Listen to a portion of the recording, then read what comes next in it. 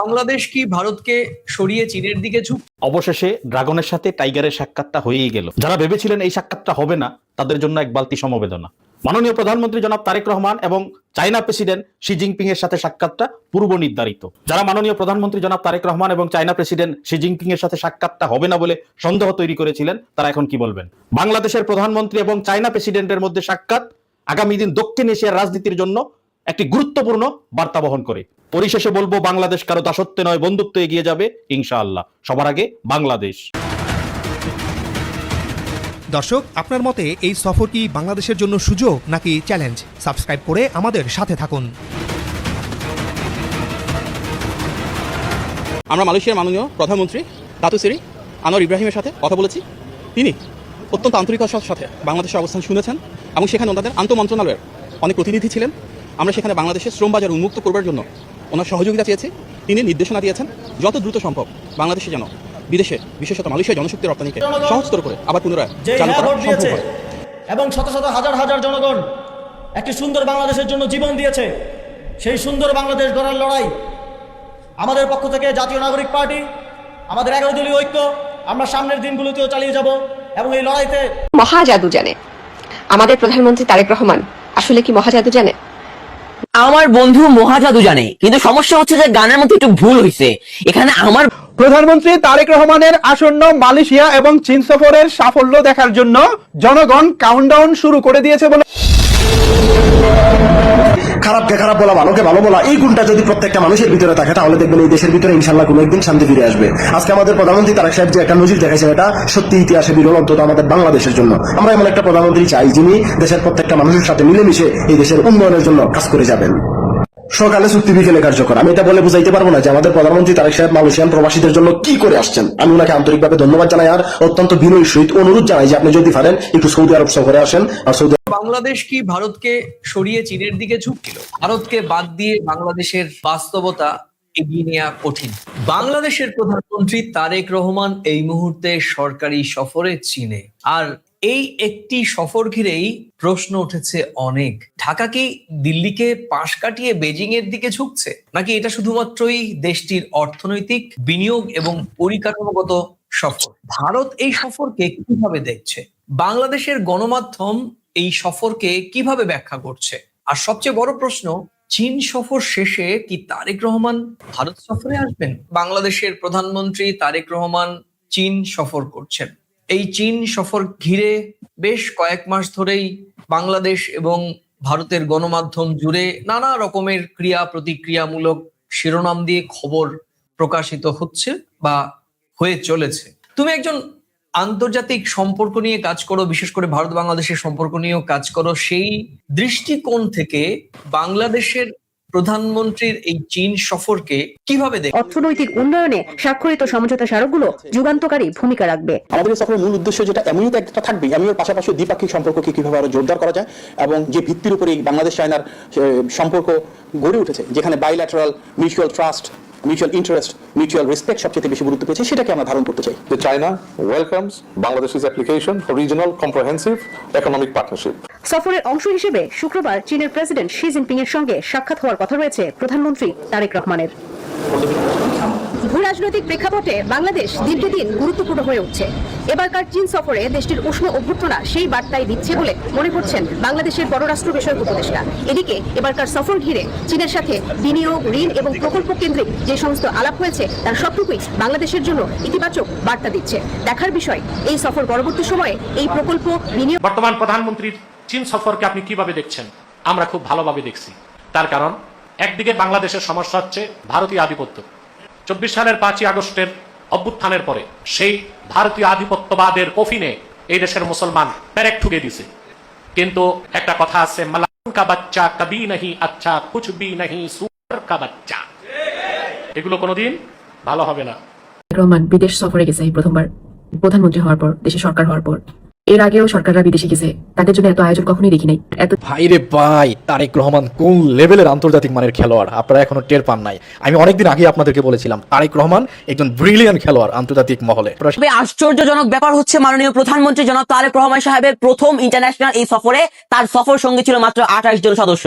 তারেক রহমান সরকার Malaysia সফরের পর গেল কই চায়নাতে। তো চায়না যাওয়ার পর বাংলাদেশি করলে মানে আমি এই দেশের নাগরিক করলে কি লইছে এটা কইতেছি। প্রধানমন্ত্রী জনাব তারেক রহমান সাহেব চীন সফরে গিয়েছেন, আপনারা সবাই জানেন। সেখানে যাওয়ার পরেই ভারতীয় মিডিয়ার আর ঘুম নাই, হইচই তৈরি করছে তারা। মাশাআল্লাহ, হয়তো এই শোকটা দেখানোর জন্য এত নির্যাতনের পরেও আমাদের আল্লাহ তাআলা বাঁচিয়ে আছে। উনি দেশের সম্পদ বাঁচানোর জন্য, টাকা পয়সা কম খরচ করার জন্য যেভাবে কথা বলছে, সে তার কথা মতো কাজ করতেছে, সে তার প্ল্যান অনুযায়ী আগাচ্ছে। দেশের ক্ষতি করতে চায় না, সে দেশের ক্ষতি করতে আসে নাই, এটাই সেটার প্রমাণ। এর আগে অনেক সরকার বিদেশে গেছে, আসা যাওয়া করছে, কখনো এইভাবে হাইলাইট হয় নাই, এইভাবে কাউকে ওয়েলকাম করছে।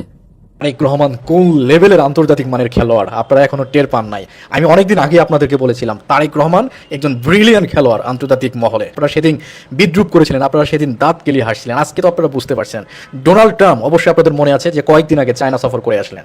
চায়না সফরে ডোনাল্ড ট্রাম্পকে লাল গালিচাতে তাকে অভ্যর্থনা জানায় নাই। জনাব তারেক রহমানকে কিভাবে লাল গালিচা দিয়ে অভ্যর্থনা জানিয়েছে আমি আপনাদেরকে স্ক্রিনে ছবিটা দিয়ে দেখছি। এক পাশে ডোনাল্ড ট্রাম্প এবং তারেক রহমান, পার্থক্যটা আপনারা বুঝে যাবেন। তো সম্মানের দিক দিয়ে তারেক রহমানকে যেভাবে সম্মানিত করেছে, ডোনাল্ড ট্রাম্পকে কিন্তু ঠিক সেইভাবে চায়না সম্মানিত করে নাই। তো আপনারা বুঝতে পারছেন যে ভূ রাজনীতিতে বাংলাদেশের অবস্থান কোথায়, ভূ রাজনীতিতে বাংলাদেশ কোন লেভেলের খেলছে, ভূ রাজনীতিতে বাংলাদেশ আগামীতে কি করতে যাচ্ছে। ইতিমধ্যে ভারতের মাথা ঘুরে গেছে। তারেক রহমানের মালয়েশিয়া সফর তিনি যেভাবে জয় করলেন এবং চায়না সফরে তাকে যেভাবে রিসিপশন করেছে, আমার মনে হয় হাসিনা অবশ্যই এই ভিডিওগুলি দেখছে, দেখার পরে তার ঘুম নেই, শেখ হাসিনার ঘুম নেই, তিনি ঘুমাতে পারছেন না। শেখ হাসিনার খাওয়া দাওয়া বন্ধ হয়ে গিয়েছে। ইতিমধ্যে হয়তো বা শেখ হাসিনার জন্য কেবিন রেডি করেছে ভারত সরকার, কারণ এই সব দেখার পরে শেখ হাসিনা নিশ্চিত তিনি অসুস্থ হয়ে পড়েছেন। কারণ শেখ হাসিনা তিনি মারাত্মক লেভেলের একজন পরশ্রীকাতর একজন মহিলা, তিনি অন্যের ভালো, অন্যের কোনো কিছু তিনি ভালো সহ্য করতে পারেন না। তো সেই জায়গা থেকে আমরা অনুমান করতেই পারি শেখ হাসিনা হয়তো বা এই ভিডিও দেখার পরে তারেক রহমান তিনি যেভাবে মালয়েশিয়া জয় করলেন এবং চায়নাতে তাকে যেভাবে লাল গালিচা দিয়ে তাকে যেভাবে উষ্ণ অভ্যর্থনা জানালেন, ডোনাল্ড ট্রাম্পকেও এই পরিমাণ মর্যাদা, এই পরিমাণ সম্মানিত করেন চায়না সরকার, যেটা আমাদের প্রধানমন্ত্রী, বাংলাদেশের প্রধানমন্ত্রী তারেক রহমানকে সম্মানিত করেছেন। শুধু তারেক রহমান এখানে সম্মানিত হয়নি, পুরো বাংলাদেশ বিশ্বের দরবারে বাংলাদেশ সম্মানিত হয়েছে। যাওয়ার পরেই ভারতীয় মিডিয়ার আর ঘুম নাই, হইচই তৈরি করছে তারা। এবং এই হইচইটা কেন্দ্র করে চীনের যারা কর্তা ধর্তা আছে তারা এটা নিয়ে একটা বিস্ফোরক মন্তব্য করছে, মানে ভারতকে উড়াইয়া দিছে আর কি। তারা বলছেন যে জনাব তারেক রহমানের চীন সফরকে কেন্দ্র করে আপনাদের তো এত উত্তাল হলে চলবে না, এত হইচই কেন, এত শোরগোল কেন কইরেন না। দাদা বাবুরা একটু কষ্ট পাইছে, তাদের তো সব বিষয় মাথায় ঘামানো লাগে, সব বিষয় গুতাগুতি করা লাগে, না করলে তো আবার তাদের ভালো লাগে না। তারেক রহমান সাহেব চীন সফরে গেছে, এইদিকে তাদের অবস্থা খারাপ, হইচই শুরু করে দিছে। বাংলাদেশের যে কোনো বিষয়, ভারতের কোনো বিষয় নিয়ে তাদের মাথা ব্যথা নেই, কিন্তু বাংলাদেশের কোনো বিষয় হইলে তাদের আর ঘুম নাই, পাগল হয়ে যায়। এমনিতেই তো ককরোচ পার্টির জন্য কয়েকদিন যাবত দাদাবাবুর ঘুম হইতেছিল না, আবার এই যে প্রধানমন্ত্রী জনাব তারেক রহমান সাহেব চীন সফরে গেছে, এটার জন্য তার অবস্থা যে কোন পর্যায়ে যাবে এটা আপনি নিজেও কল্পনা। 24টা যুদ্ধ বিমান কেন হয়েছে? আমগো এই দেশের সামরিক যে ঘাটিটা, এটা তো কত দুর্বল ছিল বা এতদিন ধরে দুর্বল ছিল, সেটা আমরা ব্যাকে জানি। তাইলে তারেক রহমান দেশে আসি শুধু দেশের জনসাধারণের দুর্ভোগ দূর করারই চেষ্টা করেন নাই, বরঞ্চ এই দেশের সামরিক ঘাটি যাতে অত্যন্ত স্ট্রং এবং শক্তিশালী করা হয় সেই দিকে কিন্তু কর্ণপাত করছে এবং সেই দিকে চিন্তা করছে। উনি কতটা বিচক্ষণ এবং বুদ্ধিমান ওনার এসব উদ্যোগে বোঝা যায়। এবং 24টা যুদ্ধ বিমান যদি বাংলাদেশে থাকে, বুঝতেছেন আপনারা? আর আপনারাই কোন এর আগে আমাকে বাংলাদেশে কয়টা যুদ্ধ বিমানই আসলো, যদিও বা একদম ব্রিজ, তারপরে রাস্তা সবকিছু এত উন্নত থেকে উন্নত হয়েছে, কিন্তু এই যে সামরিক ঘাটিটা অনেক বেশি শক্তিশালী করানো উচিত ছিল, এটা কি কারো মাথায় ছিল? অ্যাকচুয়ালি মাথায় না এলো মনে করা হয়। সে কারণে এই ইংরেজি ট্যাবলয়েডটি লেখার প্রতি চীন এবং চীনের বাইরে ব্যাপক আগ্রহ কাজ করে। গ্লোবাল টাইমস একটা নিবন্ধ ছেপেছে তারেক রহমানের সফর বিষয়ে, এবং সেই নিবন্ধে তারা বলছে যে বাংলাদেশ চীন সম্পর্ক আরো দৃঢ় করার ক্ষেত্রে পশ্চিমের প্রভাব কাটানোই বাংলাদেশের জন্য বড় চ্যালেঞ্জ। এবং এটা লিখেছেন সেন্টার ফর সাউথ এশিয়া স্টাডিজের পরিচালক লিউ জংজি। লিউ জংজি তার এই লেখায় আসলে পরিষ্কার করে বলেছেন যে মার্কিন যুক্তরাষ্ট্র সহ পশ্চিম যে ধরনের ভাবে আষ্টে পৃষ্ঠে এক রকমের বাংলাদেশকে বেঁধে রেখেছে, বাংলাদেশের চিন্তা, বাংলাদেশের নীতিগত পদক্ষেপ সবকিছুকে বেঁধে ফেলেছে, কিংবা যে ধরনের সর্বগ্রাসী চুক্তি হয়েছে পশ্চিমের পরাশক্তিগুলোর সঙ্গে, সঙ্গে নিশ্চিতভাবেই তিনি নাম উল্লেখ না করলেও যে মার্কিন যুক্তরাষ্ট্রের চুক্তির কথা বলেছেন সেটা বুঝতে কোনো অসুবিধা হচ্ছে না। তাতে চীনের সঙ্গে সম্পর্ক যে জায়গায় পৌঁছে গিয়েছে গত 16 বছর ধরে, মানে সবচেয়ে বড় বাণিজ্য অংশীদারে পরিণত হয়েছে চীন শেখ হাসিনার আমলে, সেই জায়গা থেকে উত্তরণ ঘটানোর ক্ষেত্রে এই চ্যালেঞ্জগুলো সামাল দেওয়া কঠিন। এবং চীন এই নিবন্ধে পরিষ্কারভাবে লেখক লেখাটা শুরুই করেছেন এটা বলে যে বাংলাদেশের প্রধানমন্ত্রী তারেক রহমান বুধবার থেকে শুক্রবার পর্যন্ত যে চীন সফর করছেন সেখানে প্রধানমন্ত্রী হিসেবে দায়িত্ব নেওয়ার পর এটি তার প্রথম বিদেশ সফর, আর চীন হচ্ছে সেই সফরের দ্বিতীয় গন্তব্য। বাংলাদেশের গণমাধ্যমগুলো এই সফর নিয়ে অনেক আশাবাদী। এমন একটা লাইন যখন একজন চীনা লেখক লিখছেন চীনা কমিউনিস্ট পার্টির মুখপত্র পত্রিকায়, তখন বুঝতে বাকি থাকে না যে চীন সরকার যে এই সফরটি নিয়ে অনেক আশাবাদী নয়, সেটা তিনি খুব পরিষ্কারভাবেই বুঝিয়ে দিতে চাইছেন। বাংলাদেশের গণমাধ্যমের বরাত দিয়েই এই লেখক লিখছেন, ধারণা করা হচ্ছে অবকাঠামো ও শিল্প খাতের বড় বড় প্রকল্প সহ 15টিরও বেশি চুক্তি স্বাক্ষরিত হবে এই সফরে। এই সফরটা নিয়ে হ্যাঁ, আসলে তো আমরা তো সাংবাদিক হিসেবে এবং সাংবাদিক সহ তো যিনারা তো তারেক রহমান তিনি দায়িত্ব পালন করার পর আমরা তো ফোকাস করেছি তিনি কোন দেশ তো তার প্রথম বিদেশ সফর করবেন, এবং মালয়েশিয়ার সফরের পরপরই তিনি চীনে আসছেন এবং প্রথমে তালিনে সামদাবাস ফোরামে যোগ দিচ্ছেন এবং তারপর বেজিং এ যাবেন। এবং তো বাংলাদেশের যে পররাষ্ট্রমন্ত্রীর যে তথ্য অনুসারে, হ্যাঁ আসলে তো আমরা তো সাংবাদিক হিসেবে এবং সাংবাদিক সহ তো যিনারা তো তারেক রহমান তিনি দায়িত্ব পালন করার পর আমরা তো ফোকাস করেছি তিনি কোন দেশ তো তার প্রথম বিদেশ সফর করবেন, এবং মালয়েশিয়ার সফরের পরপরই তিনি চীনে আসছেন এবং প্রথমে তালিনে সামদাবাস ফোরামে যোগ দিচ্ছেন এবং তারপর বেজিং এ যাবেন। এবং তো বাংলাদেশের যে পররাষ্ট্রমন্ত্রীর যে তথ্য অনুসারে তো হয়তো এবার যে চীন সফর তিনি এবং চীনের সাথে তো 15 থেকে 17 মানে চুক্তি স্বাক্ষরিত হতে পারে।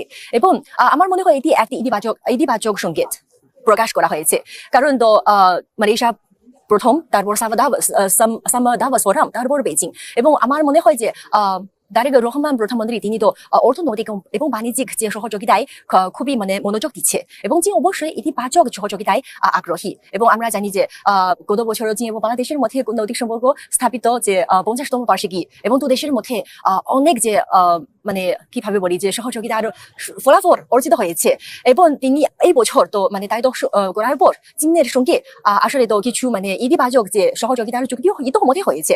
ঠিক যে তিনি চীনে আসার আগে একনিক আসলে তো মানে চীন ঘোষণা করেছে যে চীন বাংলাদেশে চীনে একটি অর্থনৈতিক ও বাণিজ্যিক শিল্প পার্ক।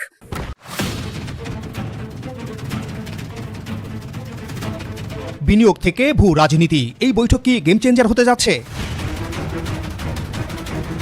26 জুন 2026 বেইজিং এর গ্রেট হল অব দ্য পিপল, যেখানে মুখোমুখি হয়েছেন বাংলাদেশের প্রধানমন্ত্রী তারেক রহমান এবং চীনের প্রেসিডেন্ট শি জিনপিং। দুই দেশের দুই শীর্ষ নেতা। কয়েক মুহূর্তের বৈঠক, কিন্তু এর প্রভাব পড়তে পারে আগামী কয়েক দশক ধরে বাংলাদেশের অর্থনীতি, বাণিজ্য এবং দক্ষিণ এশিয়ার ভূ রাজনীতিতে।